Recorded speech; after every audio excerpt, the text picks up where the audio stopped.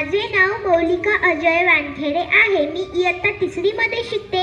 आज सावित्रीबाई फुले यांची जयंती या निमित्ताने मी एक पात्री नाटक सादर करत आहे. ते तुम्ही शांतचित्तेने ऐकावे अशी माझी नम्र विनंती.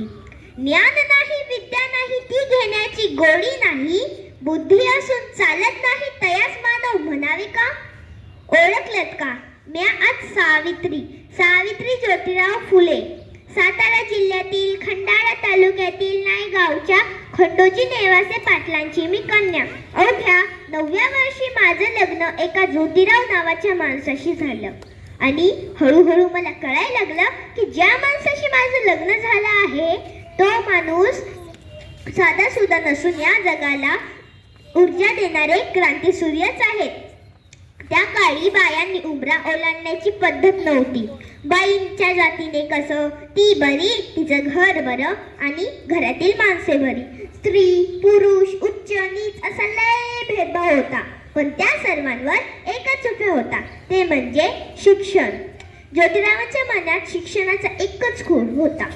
पण एके दिवशी ज्योतिराव शिक्षणाचा प्रसार करत असताना त्यांच्या फराद नावाच्या ब्रिटिश मॅडम त्यांना म्हणाला की मिस्टर फुले, तुम्हाला शिक्षणाचा प्रसार करायचा आहे ना, so educate woman first, because if a woman is educated the whole house is educated.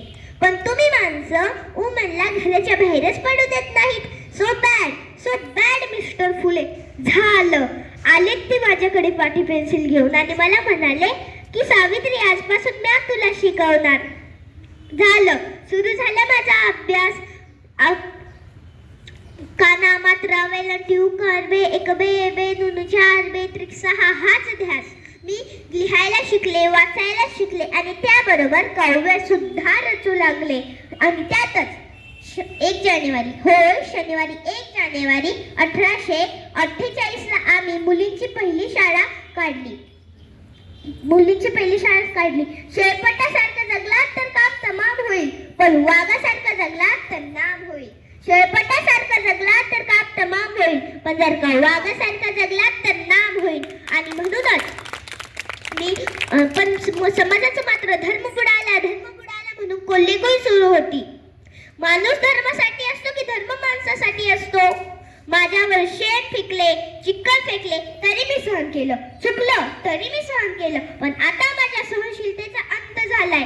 तेवढ्यात अचानक एक धटिकन माझ्या समोर येऊन म्हणतो, एक टवळे, कुठे निघालीस? आधी आमच्या पोरीबारींना शिकवणं बंद कर.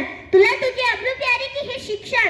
कदाचित त्याला माहीत नसावं की आम्ही ही ज्योतिराव पैलवानाच्या पत्नी आहोत. ते अशी घेतली आणि खणकन त्याची कानं खाली लावली आणि बजावलं, आज आला आहेस तर तुझा थोबाड फुटले, पण जर का पुन्हा आलास तर तुझ्या रक्ताने ही धरती रंग होईल. ओ सावित्रीची सावित्री बाई झाली, सावित्रीबाईची मी सावित्री माईही झाले. पण आनंद होता तो आयाबाया शिकण्याचा. म्हणून म्हणेल की विद्येविना मती गेली, मतीविना नीती गेली, नीतीविना गती गेली, गतीविना वित्त गेले, वित्तविना शूद्र घसले आणि इतके अनर्थ एका अविद्येने केले. म्हणूनच मुलींना वाचवा आणि शिकवा आणि या देशाची साक्षरता वाढवा. कारण एक मुलगा शिकला ना तर तो एकटाच शहाणा होतो. का तर एक मुलगा शिकला ना तर तो एकटाच शहाणा होतो. पण जर का एक मुलगी शिकली ना तर ती संपूर्ण घराण्याला शहाणा करते. पण एक मुलगी शिकली ना तर ती संपूर्ण घराण्याला शहाणा करते. आणि म्हणूनच मुलींना वाचवा, शिकवा आणि या देशाची साक्षरता वाढवा. धन्यवाद.